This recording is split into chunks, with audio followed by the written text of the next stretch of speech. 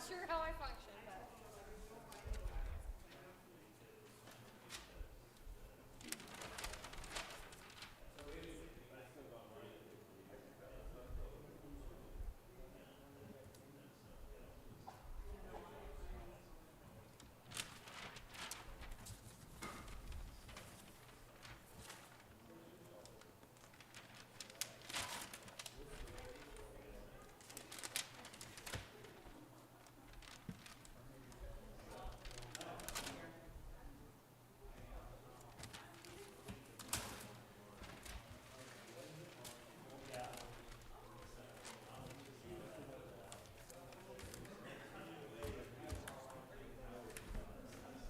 Yeah.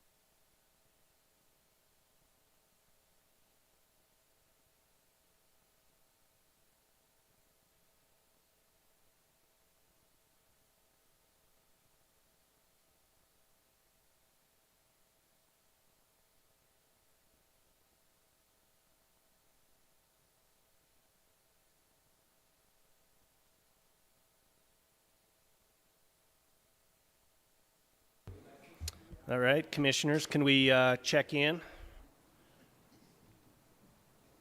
and take our seats? No, not. I was wondering about Bill.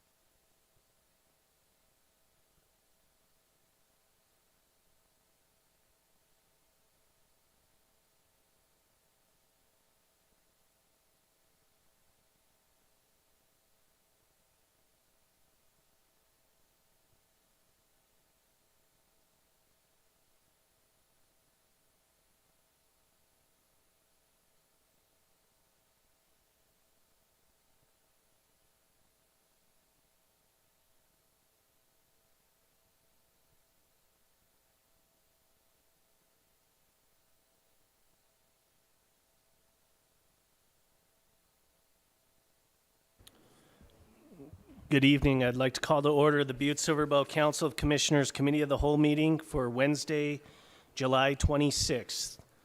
Clerk, can we have roll call, please? 1 presiding, 8 present, and 3 absent. Please let the record show that Commissioner Fortune, Commissioner O'Neill, and Commissioner Sorich are excused. And I also want to welcome back Commissioner Anderson. Commissioner Thatcher, would you lead us in the prayer and the pledge?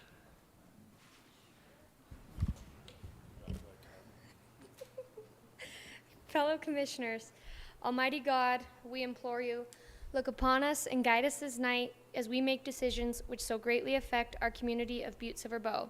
Direct our thoughts, words, and deeds so that we please you and best serve our fellow citizens. Amen. I pledge allegiance to the flag of the United States of America and to the republic for which it stands, one nation, under God, indivisible, with liberty and justice for all.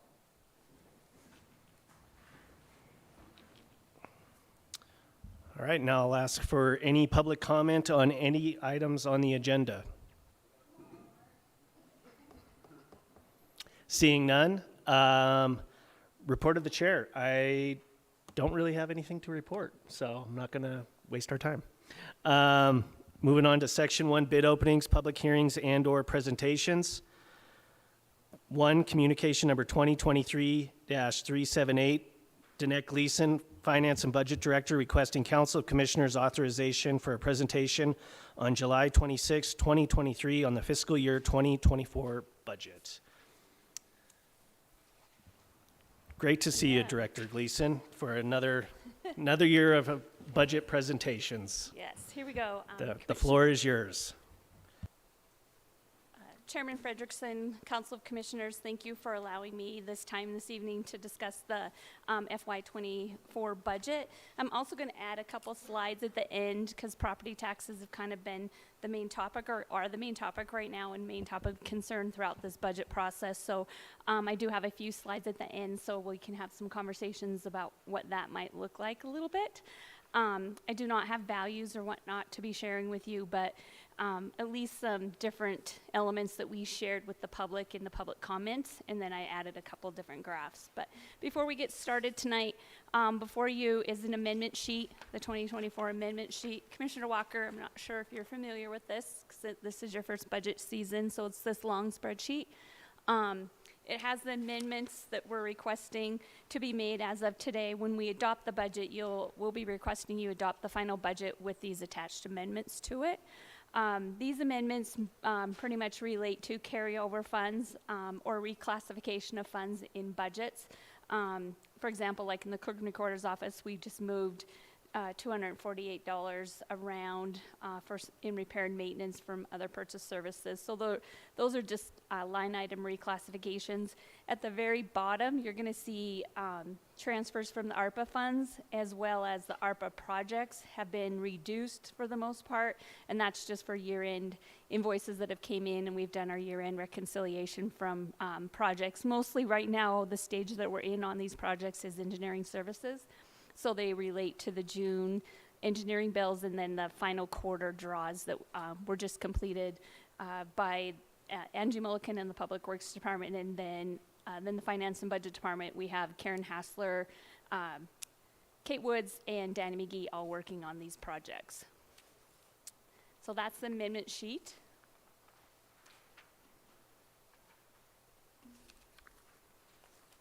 Tonight's presentation is going to be very similar to some of the priority discussion that we had already prior. I will be adding a little more detail, a little more information, but a few were not able to attend that presentation, so it'll look kind of similar, like I said, until we get more towards the end of the presentation. We're going to discuss the budget appropriation. Again, we just went over the amendments. We're going to talk about some revenues and some miscellaneous financial information that's impacting the budgets. We'll talk about some other budget matters, and then we'll discuss the process and timeline going forward. So the fiscal year 24 budget before you is $175.2 million compared to the final budget of $173 million for fiscal year 23. This is an increase for the total budget of 2.2 million or 1.30%. I'm showing a few graphs first before we go into some of the changes in the budget. This graph here represents, and you can see this very much similarity between fiscal year 23 and fiscal year 24 on the allocations. So Public Works at 43% last year is 44% this year. The main reason, generally that is not the case. Public Works in a budget is one of the top elements or one of the top categories of the budget, but it's usually public safety number one. But remember these budgets in Public Works in 23, in 24, and probably into 25 and a little in 26. Hopefully we'll be done in 26, but do contain a lot of the ARPA, large ARPA projects. So over $23 million in ARPA projects. And as well, we have a $7.9 million FLAP grant, $4.5 million in Silver Lake project. New to this budget is over $1 million in the Public Works Department for buses. Remember, there's only a 13.52% match on that $1 million, but that is in the total budget amount. In the public safety, which is the second category, and it represents 14% of the budget, similar to last year at 14%, is the mainly the O&M costs related to police, fire, and DES services. And then in the third category is housing and community development, and housing and community development also contains all the economic development districts, and that's around 13%. Last year it was 12% of the budget. But if you just take a quick glance at the budget, you're going to see them look very, very similar to what they did the prior year. And this is for the entire budget. This is just another snapshot of what the budget looks like just in a table chart. You can see under general government, it's down slightly from where we were last fiscal year in total. You also see from prior year, it's down slightly as well of the makeup of the total composition of the total budget. And then you'll see Public Works up, again, relating to some of those projects that we discussed. And then going down the list, you'll see the housing and economic development. In housing and economic development, there's a little strange caveat I want to talk about in that budget this year. So normally the Greenway project, when we're doing the Greenway project, Butte-Silver Bow is the party capitalizing the elements of that project. So as the project's going along in Silver Bow County, it's Silver Bow County's and we capitalize it as such. Now they're doing some work in fiscal year 24 that's over in Anaconda Deer Lodge County, not Silver Bow County. Butte-Silver Bow has agreed many years ago, the council agreed, and so did Anaconda Deer Lodge Council agree that we would manage the whole project and then allocate the funds out to them. So if for accounting purposes, when we allocate the funds out, because we don't want to capitalize an asset that we're not going to be responsible for, it looks like a grant and donation coming out of that department. So that's why that number looks a little more significant than what it did in prior years. Capital in the general government, I highlighted that one up there, the 1.2 million down. Capital was down 2.1 million, again relating to some of the Greenway project, again shifting from Greenway capital down over to the capital projects, I should say, the capital project, I'm getting distracted with my papers flying here. The capital project fund also had a significant decrease in some of the projects such as boilers and whatnot not being completed. Salaries in this category were up $400,000 and grants and donations was up $516,000. I also highlighted again like the public works area, salaries and benefits were increased by $500,000. The O&M in this section increased. Again, we had a lot of conversation at the onset of the budget being turned over to council when we discussed about the chemicals and the utility bills and the O&M costs that we just had no control over. You've seen the bids opening before you oil, that type of stuff all going up. And so that's what drove a lot of the O&M costs going up. And then again, in the public works, the increase over last year as far as capital went was just based solely on the buses, the $1 million spent on the buses. The rest of the capital projects were already in the budget last fiscal year. And then we just talked about the housing and community development as well in housing and community development, the TIFID bonds were retired. So July 1 of last year, all the TIFID bonds had been retired, and this year with the sunset of the TIFID, we no longer have any debt. So those bonds have all been retired. And then we also have in this section in housing and economic community development, the $2.2 million to purchase the armory is in this fund. And that's the classification under housing and community and economic development. All right. Sorry.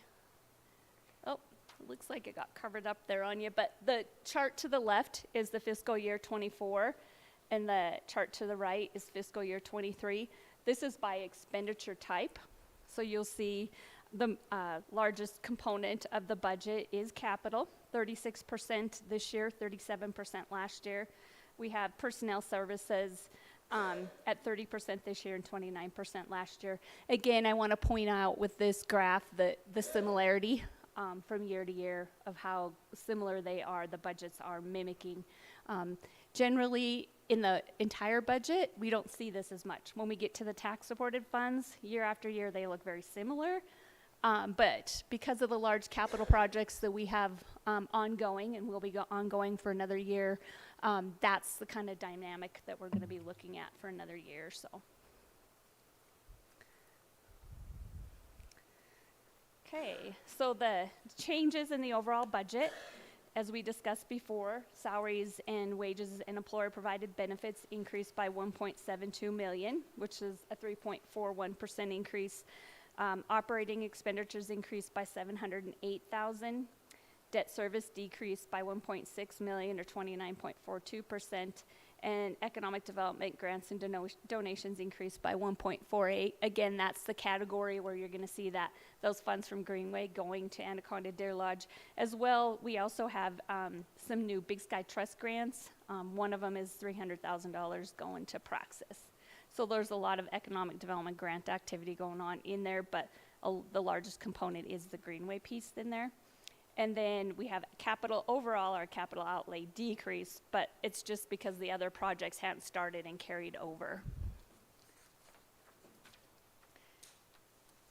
Also in the priorities presentation earlier in July, we discussed the salaries and benefits and the different classifications.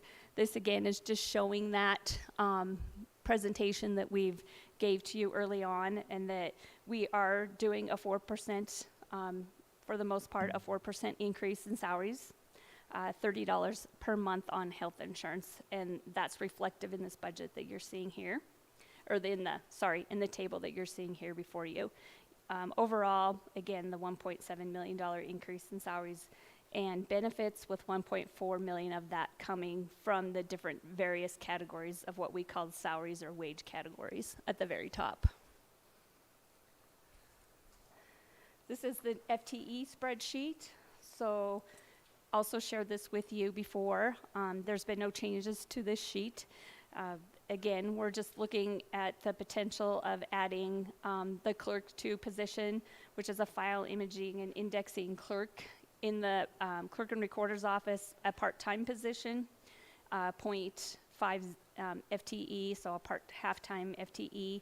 The additional cost associated with that, because today and for the past probably 2 or 3 years, we've been contracting for this position through Spherion, will amount to about a $19,860 increase to the budget. The estimated cost in 23 was $19,000.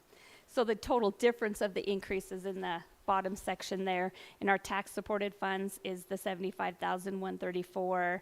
The marijuana local tax is the $75,737. That is a city court adult misdemeanor probation officer that will be funded through the marijuana local option tax fund. Chief Executive Gallagher, when he was here and we presented, he discussed this position and how he worked with the courts on what this position would look like and how they would be working with the city court and working with some of the lower offenses that people have been given, and then work with them to have some work done in the community by these individuals, and this position would be working on those efforts. And then also in the budget, we have the addition of a service worker. The service worker will be split 0.25 from the library and 0.75 from government buildings. The 0.25 for many years was basically janitorial or contracted type janitorial services. This is bringing a position in-house. For the last 2.5 years, maybe now we're 3. I'm kind of lost with the COVID, but this position was funded through CARES Act money and then transitioned over and to be funded with COVID money. We had a lot of sterilization and cleaning and whatnot that was done by this position, and we're asking now that this position be moved over to a full-time position. At the bottom is just a movement of positions. It's a reclassification of a position. Again, discussed. This is the animal service manager. Currently, this position is underneath the community enrichment department. It will take some changes in the ordinances and working through the process, but we wanted to make sure in the budget process that we began the change. And Chief Executive Gallagher will have this animal service manager reporting directly to him. It will no longer report and be underneath the community enrichment department. That's his goal, is to work with you to make that happen. And so that's the change of making this position a managerial position and no longer reporting under community enrichment. All right. So tax supported funds. The appropriations in the tax supported is 67 million, excluding the operating transfers, the intergovernmental transfers. This compares to 66 million in fiscal year 23, so an increase of 1 million, about a 2% increase. And again, showing you the graphs from year to year and making the comparison, you'll see that salaries and benefits is the major element in tax-supported funds. This is generally the traditional way, and this is how it looks, is that in the tax-supported funds, personnel always weights heavy in the budget. In this year's budget, salaries and wages increased by 1.4 million, the 4.27% on that. And let's see what else. Oh, there is an element I did want to bring up to you. In the priorities presentation, we had lumped in the salaries, wages, and employer-provided benefits. We had also lumped payroll and personnel charges and some other costs, internal service costs, into that. So I have backed them out so that for comparison purposes, you're used to seeing it year over done, that those charges are always in operating expenditures. So the numbers that we reported to you in salaries and benefits was higher, I think approximately 1.8 and 1.9 million.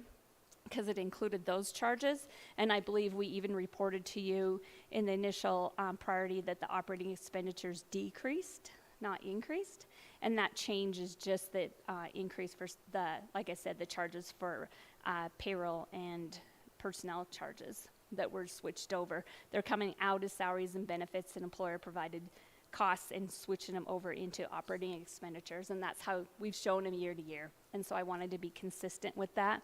So we did reclassify them. Just for presentation purposes, we reclassified them. Debt service decreased by 44,000, and the capital outlay decreased by the 4.41%.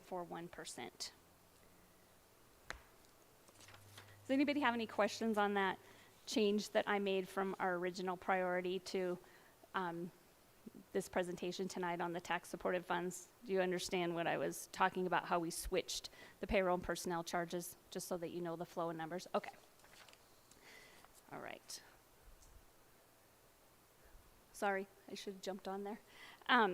The summary of changes in percentage of budget and tax-supported funds, this is just another look at what we do to make sure we're kind of in line with budgets. So you'll see that in fiscal year 24 and fiscal year 23, we're roughly 50% of the total budget is represented by personnel services. Operation and maintenance represents in both years 24%. Debt service was 2%. Grants and donation is 1%. Capital outlay in 23 was 23%, and in 24 is 22%. So of the total budget. So very similar from fiscal year 23 to 24.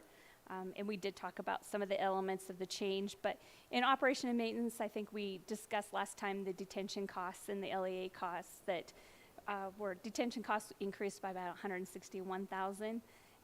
Overall costs in the law enforcement department related to like ammunition and additional costs there were 102,565.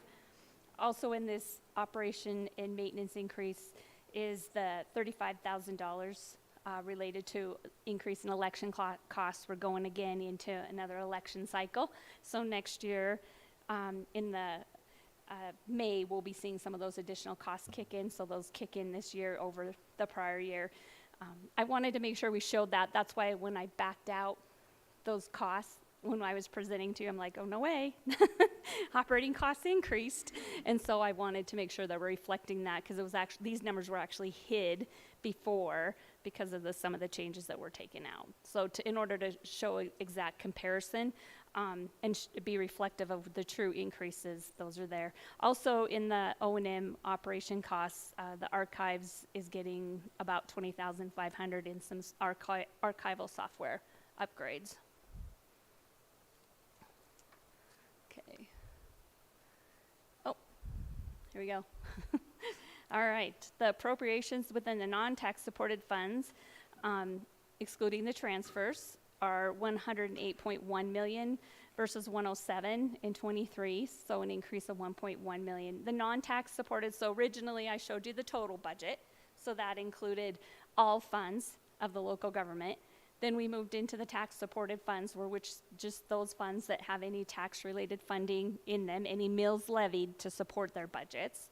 And now these are the non-tax supported funds. So these are the grant funds that you see mostly in the 2,000 level of the budget, the 4,000 funds, capital improvement, and then the more significant non-tax supported funds are enterprise funds. The water division, the landfill, metro sewer, those are the larger non-tax supported funds.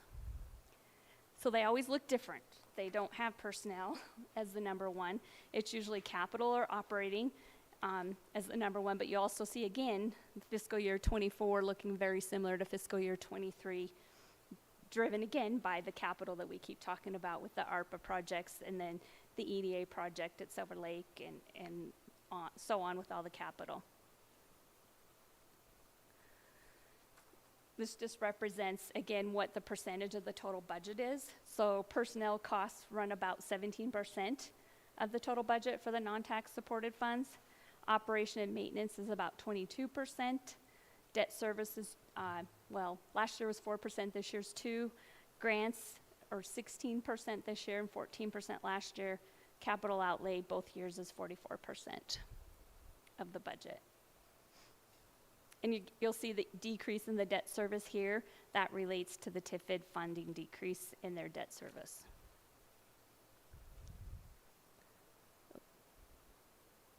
So revenue projections. Usually at this point in time, I have a lot more information to share with you. I give you the information that, what we're projecting on our property tax revenues. At least I've had some good conversations or some download files and have a very good handle on what those numbers look like. We just actually received the real estate or the RE type tax last week. I think I have my weeks right here. And then we just received today, late this afternoon, the centrally assessed numbers. So not being able to really analyze those and rush through any process and try to give you numbers of just, again, rough numbers because they're not certified numbers. We will not receive the certified valuations until most likely the first Monday in August. So I'm just not comfortable with all the change that's taking place and want not to throw numbers out at you.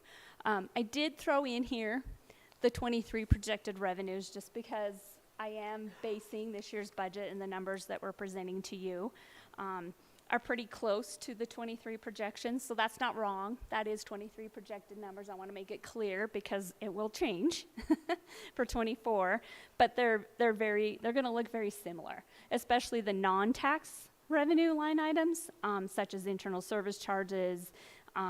Investment revenue will change. Investment revenue went up significantly. That will definitely change. And then some of the special assessments and fines and forfeitures and charges for services will remain flat. So I did want to throw this up there so that you know that we are trying to balance the budget on revenue sources, and they look very close to the 23 with the exception of the tax revenue.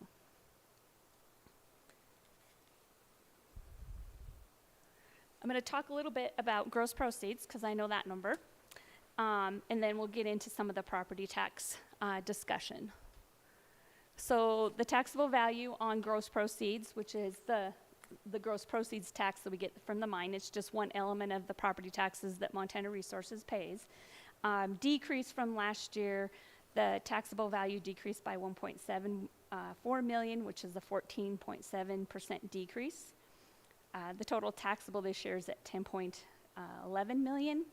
This decrease is roughly about $700,000 in property tax lost, property tax revenue loss over last year. So last year was a great year. Remember we talked about that?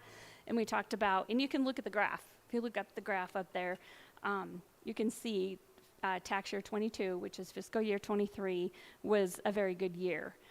Now remember, a lot of this relates to the market and whatnot for copper, as well as some of their costs to produce too. So that changed. So we are anticipating a loss, but last year when we built the budgets, we were not building these type of growth, and we never build this type of growth into reoccurring O&M costs, such as or O&M or salaries and benefits. So they're used to purchase capital, or they're used to put in reserves for later capital purchases, but they're not built into our recurring costs. So we are going to be down 700,000. So we have looked at some of the other cuts or different elements that we've made in our budgets as it relates to capital. If you recall going through some of the capital spreadsheets that were presented to you, there's not a lot of extra, and there's not a lot of trucks. There's not a lot of, you can see some of the requests that were made that weren't granted this year, and some of it was knowing this element, but then also the unknown of what we were going to be in sitting today. When we started the budget in January and February, the economists were thinking we were going to be in a recession today. So those were kind of some of the guidelines that were given to department heads and elected officials when they were given their budgets, and everybody did a really good job complying with that. But I did want to point out that we do know as of today that we're going to be down on this element of our property tax revenue. And that'll play into some options that we're going to have. And that's part of the reappraisal conversation. We talked a lot about in our public meetings that property taxes in Montana is proportionate. So it's proportionate to the taxable value of properties.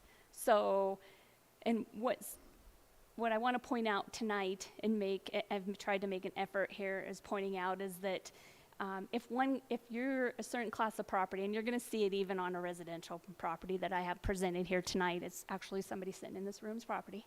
But, you're going to see that if property taxes in RE, which is real, which are for the most part residential, commercial type properties, if they're going up, which Department of Revenue had reported in their public meetings, about 57% on residential, then, and you don't see that same climb in centrally assessed properties, you don't see that same percentage type of increase in centrally assessed properties, the bearer of the increase is the one that decreases, right? So I can tell you that I have that fear. I have that fear even more so after seeing some of the preliminary numbers of how the shift in who our property taxpayers are in our community. And the legislature, some of that trickled down from the reappraisal process, and then the potential of not changing property tax rates for residential property, and that it definitely will have an impact. And we're trying to just work through that process to really minimize that type of impact, but still provide the necessary services that we're required to provide as a local government. So it's no different here doing the budget as it is with your personal accounts. It's like we've all seen groceries go up. We've seen gas go up. It's coming down a little bit. But we've seen elements of our demand, of our what we need to survive going up, and not maybe the same rate as our salaries and benefits going up or whatnot to compensate that. And so that's the pressure that's on this budget, is that we're seeing those inflation factors and we're squeezing and asking our departments to really squeeze, and then we're still seeing costs go up, utilities go up, things go up that are out of our control, and the items that are bid here on the floor, you're seeing them go up, you can see it. But counter to that is we're not seeing the growth on the other elements of our revenues, such as property taxes, because if we do see the growth on property taxes, it could potentially be impacting the more residential customers than it is some of the commercial or business entities. So this is just an example before you that kind of shows the impact of what we're looking at for the gross proceeds. So the first column, 23, that's if we roughly went down to about a 285 mills from the 400 mills that we are levying today. We're going to lose more than the 700,000. We're going to lose 1.8 million. If we were flat, we're going to lose the 700,000. That's the far right column there, the 697,000, the 700,000. So I just want to show you, as we have to try to adjust the mills to not impact certain taxpayer groups, that's what we're working on. So as soon as we start impacting one group, it causes more variance on the other side when we have decreases. So this calculation, I just looked at a residential property. We were being told close to 268,000 was a median household. When you Google it or anything, it comes up. Also seen some of the statistics on that from Bureau of Labor and Statistics. In Silver County, 268,200. If that property now has a 57% increase, the value is 421,000. If we shift the number of mills that we have to shift, so we're at 400 mills in our fiscal year 23 budget, and we have to shift down to like 200, I'm sorry, that shouldn't say state mills, that should just say mills, local county mills. And we shift that down to 260 mills, we're looking at a $29.69 increase on that 57% increase on that taxable value. Just kind of showing you how the calculations work in case you get asked how this kind of works out. Again, I'm not saying we're levying 260. I'm not saying we're levying 280. I'm not saying we're at 285. That's why I'm showing different numbers, because I really have a lot of work to do on that area, and to really work with the chief executive and then present something to you that, again, that minimizes some of the impacts, so we don't have one group getting hit really hard and another group of taxpayers not getting hit hard. I will tell you, when we did the presentations, the public presentations, we did see everything. We seen people telling us my property taxes went up 25%. Another little lady sitting next to the person that said that said hers went up 90%. Then we had another one telling us 35 and another one at the 57. So it's going to be really hard to not have, to have a flat group of people and say, oh, we're just going to raise everybody's property taxes $10. It's not going to look like that. It's not that simple.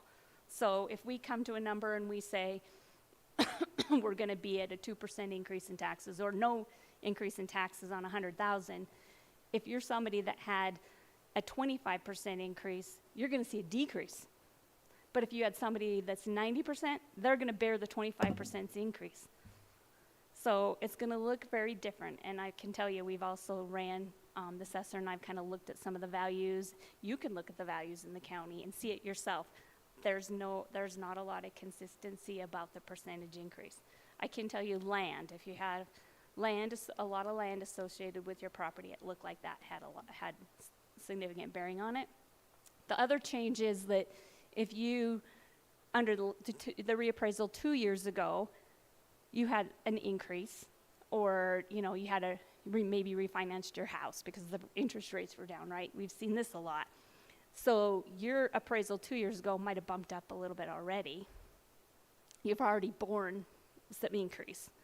This time, you might be the one that's the 25 or 30% increase, not the 90% increase, because you already were hit 2 years ago with an increase, potentially, just depending upon everybody's individual, how it impacts you. And it is different. It's very different. In this slide right here, again, I apologize, that fourth line, county mills, not state mills. I started with my charts with state mills. But this is just looking at some different scenarios. If you had a 20% increase on your house, a 30% increase, a 57% increase, or an 80% increase. So I started again with that median value and just did an increase and did a flat 300. You'll see the changes that your constituents and the people that you represent are going to have on their taxes. So in any one of your jurisdictions, I'm not sure because it's impossible to sit and evaluate everybody's district, but you probably are going to have somebody in your district that had a 20% increase, and you're probably going to have somebody in your district that had an 80% increase, and it's going to look different. And I just want you to be aware of that and to see this. And we're trying to get somewhere in the middle to not impact as much as we can. Any questions on this one? Okay. Okay. On assessments and user fees, just wanted to let everyone know we're still, you're not reading, some of this didn't show up here on the screen, it's pretty light colored, but here's your handouts, or you should be able to read your handouts, I'm sorry about that.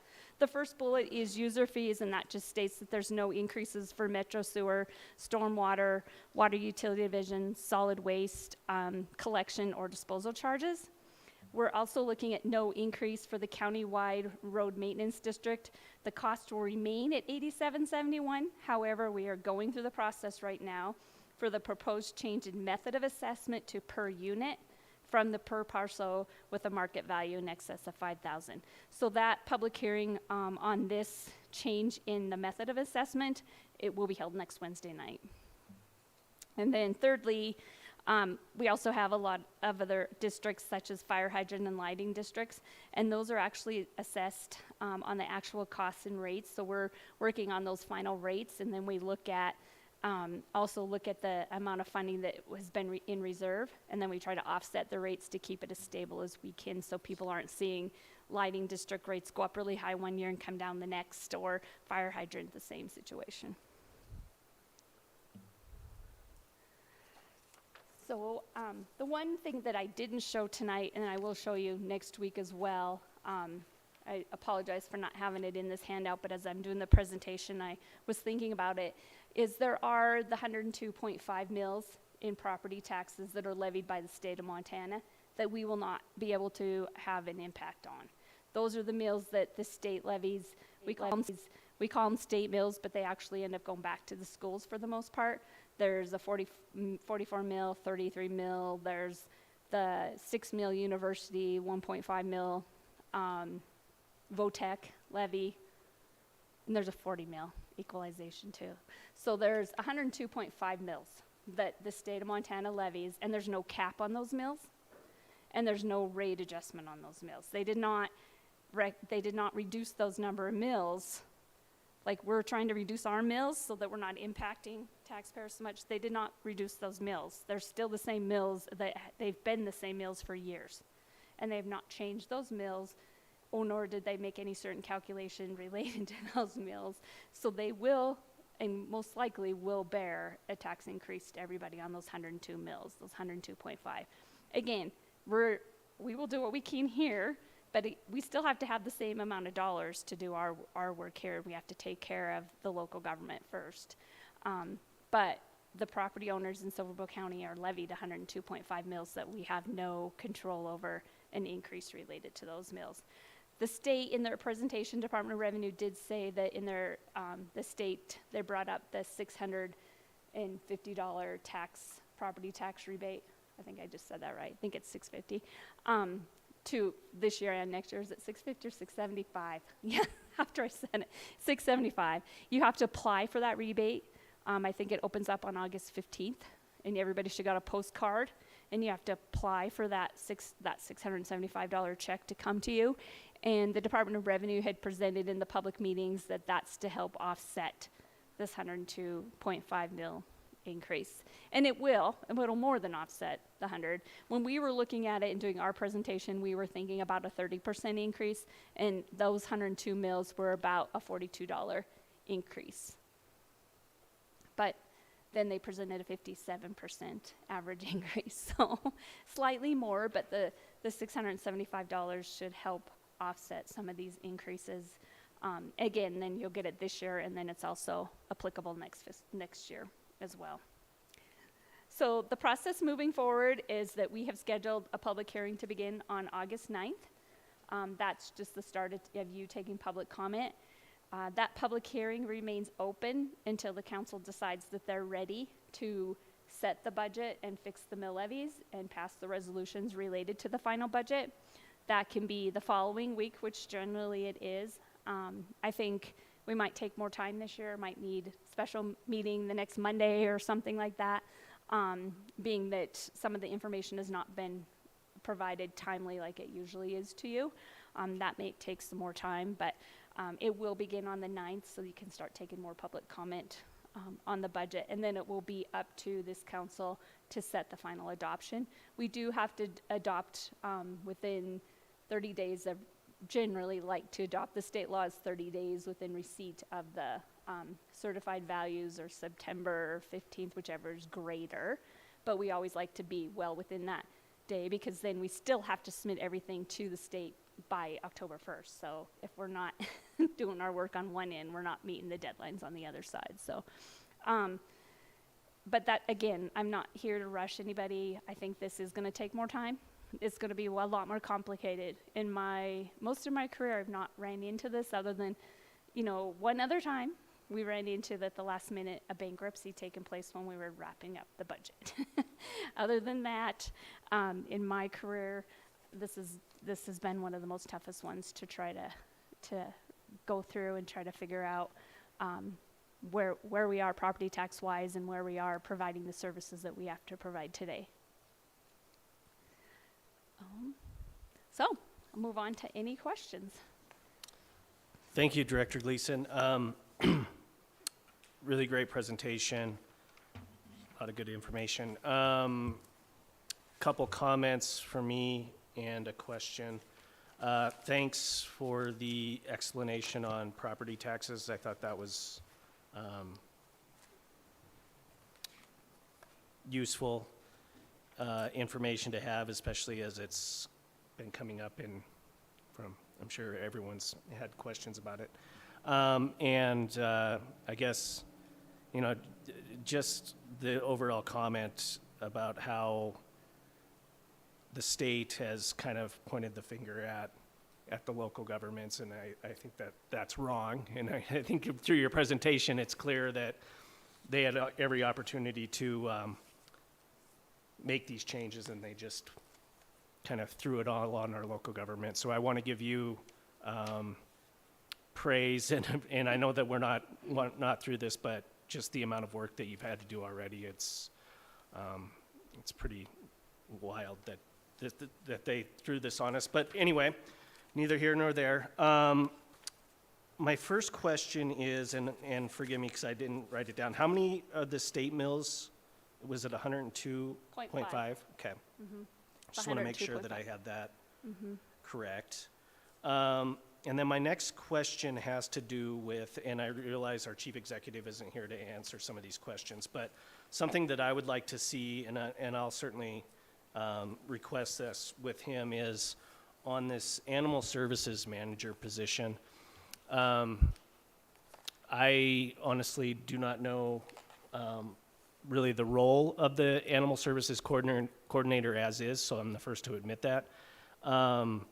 But that is quite the increase in a salary for that position. And I'm not saying it's not worth it or not worth us making that change, but I do have some concerns about the roles and responsibilities and what's exactly changing, because this is the second time this has come up, and it seems to me that this person is just reporting to a different person and not necessarily the roles and responsibilities are changing. But maybe I have that all wrong. So I would like to see the roles and responsibilities as the coordinator and what it will look like as a manager, just with the that increase of the salary. And I'll certainly ask JP about it. So it's more of a comment just for this group to bring up. And then, I also kind of worry about that we're getting the cart ahead of the horse when we haven't changed the ordinance within community enrichment. And, we're essentially promoting someone and then not. And like I said, I'm not saying that it's not worth it to do this, but I just need more information. So now I'll open up to questions to other commissioners. Commissioner Fisher. Thank you, Chairman Frederickson. Thank you, Danette. As always, great presentation. Appreciate all you do. I have a question that's a crystal ball question for you. Your best estimate what a mill would be valued at this year? Chairman Frederickson, Commissioner Fisher, I really am not comfortable to say that today after some of the centrally assessed values that I just seen late this afternoon. I had projected them way different than what they came in at. We're actually seeing a decrease in centrally assessed. I projected an increase just from some of the properties such as Northwestern Energy and the telecoms and whatnot that are in our community. We just need to really dig into it now and figure out, is there an error? Or what do we need to, or how do we go forward with this? Because, it's very different than what I thought it was, so. Follow up, Commissioner Fisher. Thank you, Chairman Frederickson. So, as me in this position, trying to evaluate the situation, and, mills are dollars, would I be far off if I estimated a mill to be between 70 and 80,000? Director Gleason. Yep, I Commissioner. guess. Yep, Commissioner Frederickson, Commissioner Fisher, what was your last number? 70 to 80,000. Commissioner Frederickson, Commissioner Fisher, it will exceed 80. Thank you for that question. Chairman Frederickson, if I could have Yep, another follow up, Commissioner Fisher. Thank you, Chairman Frederickson. And to follow up on Chairman Frederickson's, the animal control thing, I know that's a position we want to visit about. I personally feel that using the marijuana money, the $77,000, and I know JP will visit about this, but I want to kick it out because you have a pipeline to use. The $77,000 to hire a probation officer just doesn't seem to be a good use of money to me when probation, they've already done the mistakes. I think what we want to do with the marijuana tax is try to prevent future criminals. Well, when you're given a probation officer, all you're doing there is taking a criminal, right or wrong, they're criminal, taking a criminal and trying to, help them. Well, I think the marijuana tax of $77,000 should be used to benefit someone that hasn't been a criminal yet. So I don't know if I worded that right, and I probably offended a lot of people, but I got strong shoulders, and that was just my comment. Thank you, Danette. Great presentation. Thank you, Chairman Frederickson. Chairman Frederickson. Yeah, Director Gleason, comment on that. Chairman Frederickson, Commissioner Fisher, thanks for the comments. Just want to point out that, the salaries, the $49,745, and the benefits are $25,992. For a total cost, it is $75,000. Not putting words into Chief Executive Gallagher's mouth here. He presented this during our first budget rollout. He discussed that some of his thought process was, and with the judges as well, the thought process was trying to eliminate the pressure on the jail. So some of these individuals can be out on a probation, monitored, doing something different, doing other services. And that's similar to what they do today. They do testing, UI tests, they do different testing. County Attorney Joyce is shaking her head, so I think I got it right with the right group of individuals that this serves. And so some of the Chief Executive's thought process, which I hope you visit with them more on this as well, including the animal service one, because I think there's a lot more provided on that too. But I think his first comments will be that, some of it was we're working with the judges on the lower courts and some of the lower offenders to do some pre-trial, pre-release, that type of work. On the animal service one, I think he provided or did discuss that there's a different job description, so that might be helpful if he shows you the change in the job description. So he can show you that. And I believe he also assessed or went back and reviewed the salary matrix that's going in the process of where that falls, and also in comparison to other managers in the local government, how that salary worked. So I'm pretty sure that's how he did the salary calculation. I wasn't there when he did all of that, but in his discussions, that's what he talked about. Sure, follow up, Commissioner Fisher. And then Thank you, Chairman we'll President. move to and another commissioner. Thank you, Danette, I appreciate, and I agree JP isn't here. But I think if that is going to benefit the courts and the police department, maybe that should come out of the police department budget, which in my opinion is a pretty healthy budget. Thank you.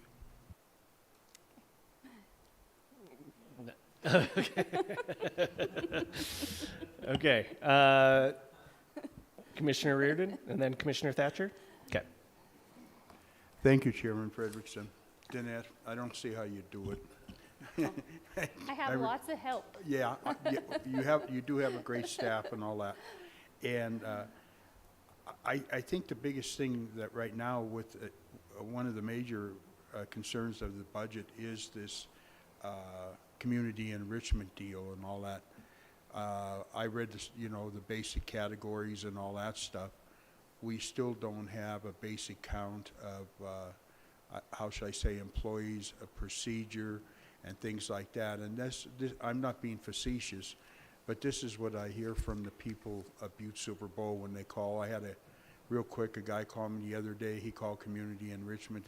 They told him to call the parking commission. He called the parking commission, and he told them to call community enrichment, So I think that there's a couple things, with this budget that we really have to look at, because that has been a contentious for every commissioner in this scenario. And I know that we'll talk to JP about it, but this might be something that we could cut right to the chase with, rather than wasting a lot of time if you would communicate that concern to them.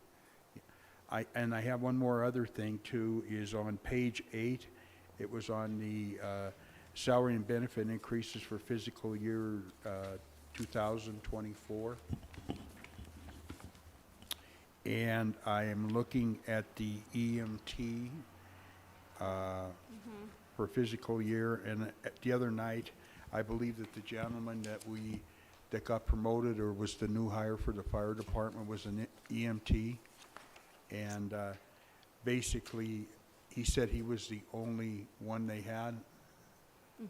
So I was just looking at that increase. That was a pretty healthy increase for the EMT budget, so I was wondering if you could evaluate on that. Yep. Chief Executive Frederickson. Oh. Or- Oh, you're running. There we go. I promoted you. Director Gleason. Chairman Frederickson, am I announcing something right? Just Chairman Frederickson.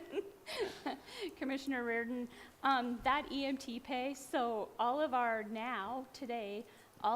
fire department staff by contract have their EMT. Okay. So they all get an EMT pay. The gentleman that was sworn in, and there's also one other individual on the fire department. I hope I don't say this wrong, but I think it's Cal Clark.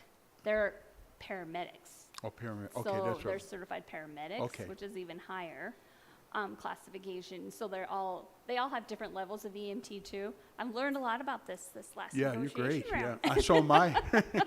And they have different certifications. So, some just have 1 or 2 certifications, others have 3, some have 4 certifications on their EMT, and then there's a paramedic level of EMT. But this pay that you're seeing here for the Okay. EMTs is all, every single one of them have EMT Together. pay. And then on top of that, there's some additional structure to the EMT pay. Thank you. One's very, like a lead that gets additional funding. Thank you very much. I appreciate you. Yeah, well, it's great that they have those certifications and they should be paid appropriately. Commissioner Thatcher. Thank you, Chairman Frederickson. Director Gleason, thank you for your presentation. Just really quick, so with you mentioned the Big Sky Trust Fund revenue, would that be correct? Grant revenue? Director Gleason. So, Chairman Frederickson, Thank you. Commissioner Thatcher. So when we were talking about revenue and increases in revenues, we got additional Big Sky Trust grants, and one of them is $300,000 one for Praxis, and then a few other smaller ones that I think that might be what I was referencing. So we're more of a pass-through entity for those Big Sky Trust grants. They have to come through the local government and then pass on to. Commissioner Thatcher. Okay, so that's kind of what I thought. So, but from my understanding, like one of our last Economic Development Committee meetings, those Big Sky Trust Fund grants are now moving to a loan program. And so does that pass-through still work the same way? I mean, it's obviously not going to be accounted for in the same way, but this money that we have that you have just talked about, that's already grant are money. grant. That's already done. So when it changes to a loan program, how does that affect any of this, or does it? Commissioner Thatcher, Director Gleason. Yep, Chairman Frederickson, Commissioner Thatcher, it will impact this. How the process are set up, I'm not familiar yet. If the state holds the loan and it revolves through the loan through the state and no longer passes through the local government. So right now, we're just truly just a pass-through entity for the funding source of them. So I don't know if the state's gonna I can't answer that question, if the state's gonna manage the loan program or how they're gonna manage those programs. And if they come through us and then they revert over to like the BLDC for loan management and the revolving, that's all gonna have to be set up through us. So we're gonna have to have a lot of more conversation on that. Right now we have, I won't say similar because it didn't come from the state, it came from a settlement, but the Anaconda-Arco Revolving Loan Fund program is a loan program that is managed by the BLDC, but it's local government funds. So we'll just have to talk through what that change looks like. But the current ones that we're functioning under, unless they've been changed, to my knowledge, they've not been changed, and I don't think to Karen's knowledge they've been changed. These are grants just like the ones that we've had in the past. Follow-up, Commissioner Thatcher. Thank you, Director Gleason. And just to get my own point in, to Commissioner Fisher's point about the preventative versus what we are dealing with.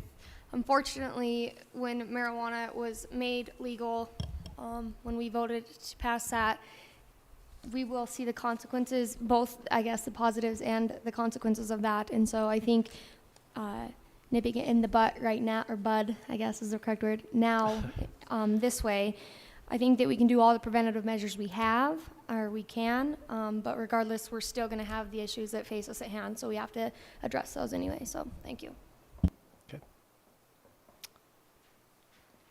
Commissioner Callahan. Thank you, Chairman Frederickson. Danette, Chairman, or Director Gleason, I got a couple questions. One of them was on no increase on stormwater, metro sewer, water utility, and solid waste. We all know the costs have gone up. What do we do to cover those, the additional costs? Yeah. Commissioner Callahan, Director Gleason. Yep, Chairman Frederickson, Commissioner Callahan, Commissioners. I'd rather have implemented a plan or have a plan in place like we had many years ago, where we had elements of each one of these fees that relate to capital improvement programs. So Metro, for example, in the rate structures used to have a fee for operations and a fee for capital, and in that structure it was separate. So we had a fund called 5310, it was Metro Sewer, and we had a fund called 5320 that's still there today, that was like Metro Capital, Metro Replacement. It's been named a lot of different things, but so different elements of the fee structure. So you also have the O&M side and you have the capital. And then to your point about costs and controlling costs, and I think it'd be wise going down the road, maybe this year because of the property tax. You know, we've had some discussions what that looks like internally, because I should say, Karen did all the pro forma entries for us for what the budgets look like for Metro Sewer and the Water Division. And they're getting tight of not, especially Metro, of meeting its debt service coverage ratio. So this council, when we issued the $34 million in bonds, signed off onto a commitment to meet this coverage ratio, and we're getting tight against that. And we're getting tight just in normal operations of having the funds, and then it's really hard on department heads. We're squeezing departments to do things with less money when things are costing more. I would have liked to see incremental increases over time. It's never what anybody wants to hear, is incremental increases. But when you're doing that and not just spending down the money because you have the money to spend, I mean, it takes a lot. It takes a very diligent whole council, chief executive, department head, our office, to try to be committed to that, of not spending down the money just because you have it, but to building in an increase over time instead of, you might be hearing on the news, some of the other communities around the state that are doing like a 16% water increase this year and a 16 next year and a 12 the year after. And we've done that. We do that here. That's what we've done too. No different than what Kalispell's doing, and no different than what a lot of communities have done, is they delay it until the inevitable, and then it's like a 3 or 4 year increase of those high increases, where if you implement them over time, it's a lot easier for people to budget, a lot easier. But likewise, it takes a lot of work by all of you and everybody in changing departments, because when a new department head changes over or a manager changes over, you know, and you see a budget, you're not thinking, and I think over time that's what's happened, is that those monies that were intended to be for, like, the landfill had one, and we actually did have enough funds for the landfill to pay for the cell 4 expansion without bonding for it. But over time, that all goes away. And so, you know, it takes a lot of work to manage that and not have increases. But the best way to do it, to get to your point, is that, in my mind, is to be looking at incremental increases almost every year. Like a 2% or a 3% increase, but managing those funds. Okay. Follow up, Commissioner One Callahan. more, just to follow up on Commissioner Fisher's. What was the mill worth last year? Hey, I knew you would ask me. Do I have a budget book?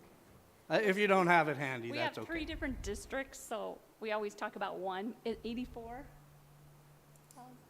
No, 84 something. That's why when you said 80, I'm like, yeah, it's going to be more than 80. I don't have it. Do you have can I have that book? The green one. Is that the line item budget? And that's not that important. I just Oh, no, thought I can maybe give it to you. It's 84 something. The county, I can give you the 3 numbers. There's 3 different mills that we, yep.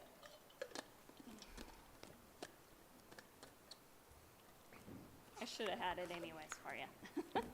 84,487 is the county-wide, and then the urban district is 69,131. That's the fire district. And then the suburban, which is emergency services and road, is 83,855. Now you tell them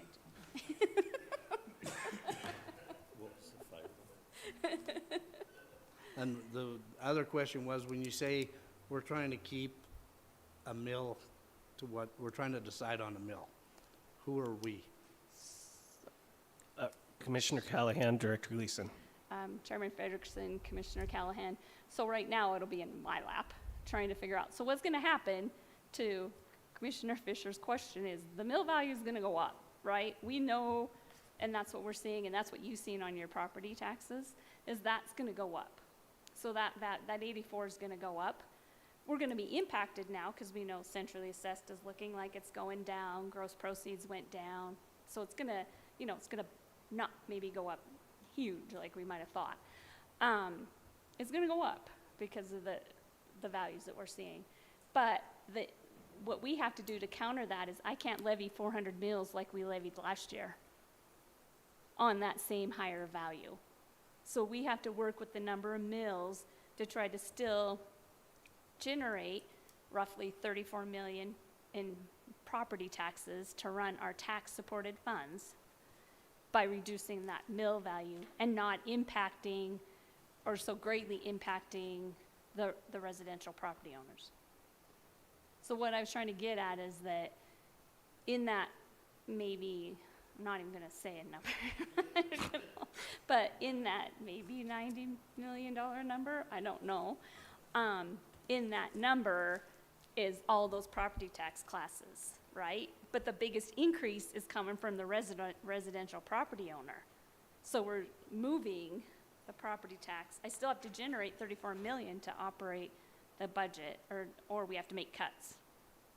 So we got to try to balance that out based on the different, how, when I say if we're going to levy 280 mills or 290 mills, how does that impact all the different classes? And can we still generate $34 million if we only have 290 mills to generate?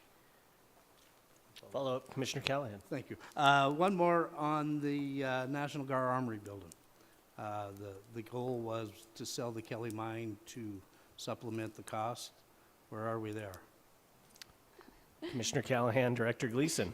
Chairman Frederickson, Commissioner Callahan, I think that was the question of the chair to the chief executive, and I think he had shared that the appraisal had been completed on the property, that he had started conversations with the current occupants up there, head frames, and that he was still working on those negotiations and having the discussions with them, and what that looked like. I think he's the one that has to better ask or answer those questions because I've not ever been at the table.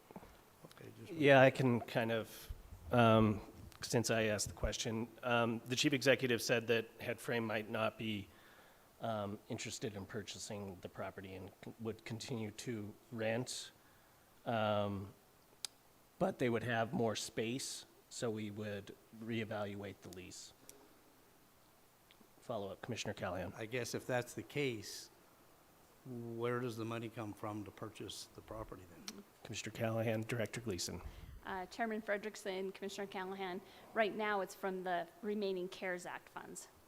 So we allocated that last year when we were having the discussion. It wasn't in the budget, but we allocated and reserved it when we put in the budget last year the $20,000 option. So in the 23 budget, when we discussed that before you, there was the $20,000 option on it, and we discussed that we would reserve that money, the CARES Act funding, the 2.2 million of funding, to reserve that for the future payment of the facility until the facility was negotiated to be sold. And so that's the money that's been used to date. That's money that is already earned. The CARES Act is already earned by the local government. The ARPA money's not. That's reimbursed. We have the funds, but we actually have to do the capital projects or do whatever we said, or else we have to revert the money back. Where the CARES Act was already earned. And so, I think the chief executive's full intention was to get that money back, and still is today, to work on funding that CARES Act money back into the pot. Today, for the operations costs of it, I think that came up by Chief Executive, or Chairman Frederickson and Chief Executive Gallagher.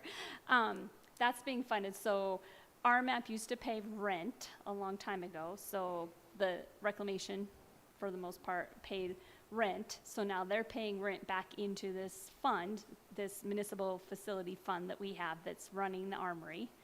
And they're paying rent, and then Parks will be paying rent when they occupy some of the space of it. The National Guard, the federal government's paying us rent. You've seen that lease agreement go before you last week, I believe it was before you. So there's rent revenue that's offsetting about a $66,000 budget, $65,000 something budget for operating costs right now. So the operating costs are being covered by those funds. I wanted you to understand that the operating costs were not being covered by the CARES Act money, just the purchase was. And that's how the operating costs are being covered. Okay, thank you.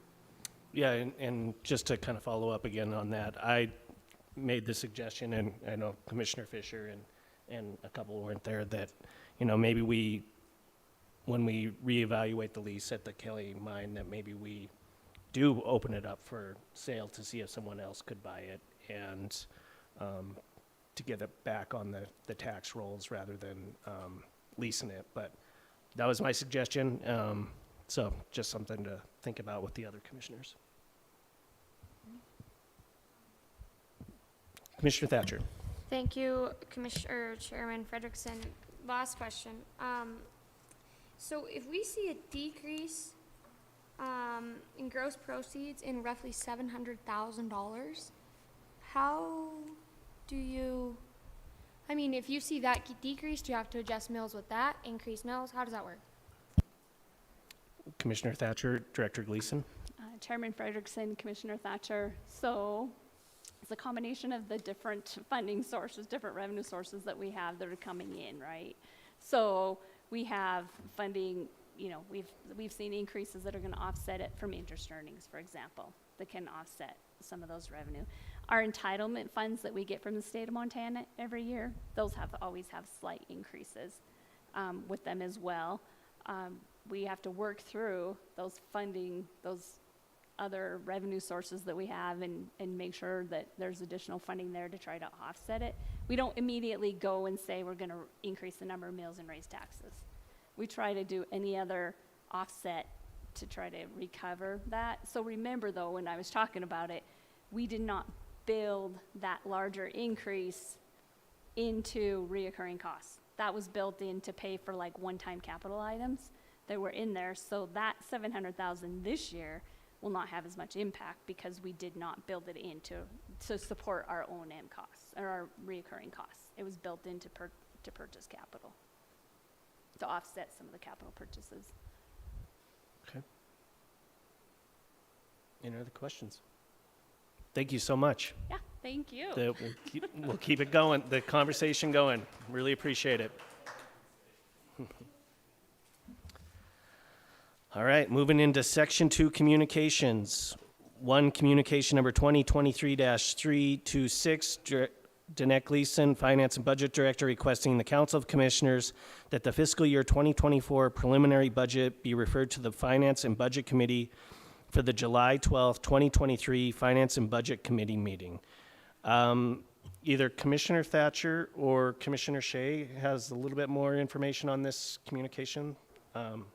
So, Commissioner Shea. Thank you, Mr. Chairman. So this communication ended up back before the whole council just due to a procedural error.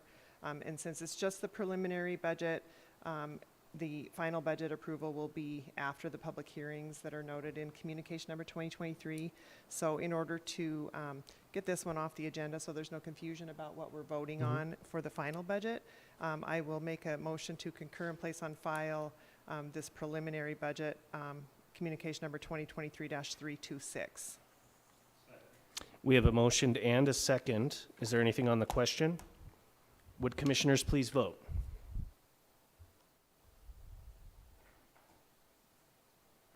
Clerk, will you record the vote? 9 yea, 0 nay. 9 yea, 0 nay. Motion passes.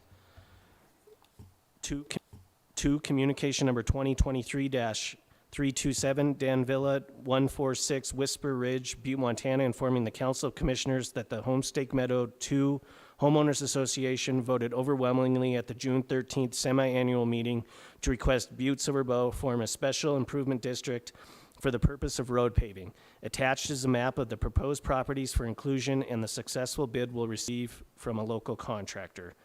I think we are still holding this, right? Director Gleason, County Attorney Joyce? So Chairman Frederickson, we have a meeting set up, I believe it is August 17th, Okay. with some of the executive board of the HOA and then their bond council to talk about the next steps of moving this forward. Okay, excellent, thank you. So we will hold that until after that meeting and until a decision is made. 3, Communication Number 2023-362, Karen Burns, Community Development Director, requesting Council of Commissioners authorization to hold a community needs public hearing on July 19th, 2023 to discuss the home, CDBG, and other related funding programs offered by the Montana Department of Commerce. We held this public hearing last Wednesday. Commissioner Shea. Thank you, Mr. Chairman. At this time, I would make a motion to place on file communication number 2023-362. Second. We have a motion and a second. Is there anything on the question? Would commissioners please vote?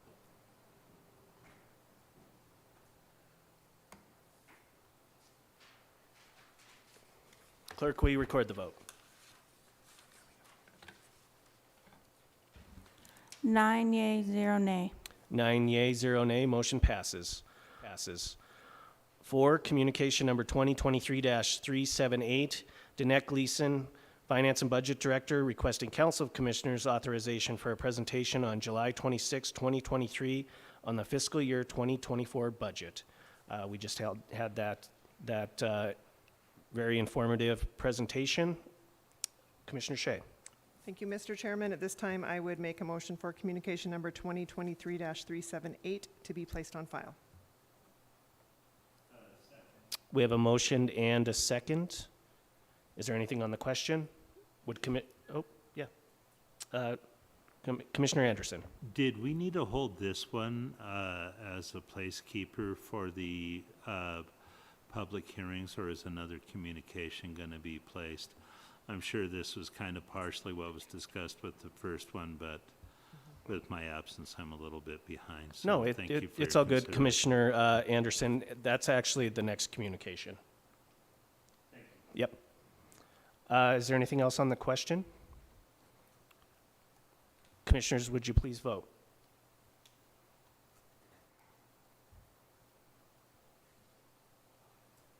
Clerk, would you record the vote?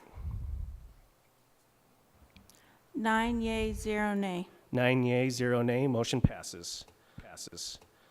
5, communication number 2023-379, Danette Gleason, Finance and Budget Director, requesting Council Commissioners authorization to schedule a public hearing for the adoption of the fiscal year 2024 final budget and establish the user rates for Metro Sewer System, Stormwater System, Solid Waste Disposal and Collection, and Lighting and Fire Hydrant District. The public hearing will begin on August 9th, 2023, and continue until the Council of Commissioners set a date to adopt the fiscal year 2024 final budget and fix the rate and levies. We will hold that for the public hearing and maybe even beyond.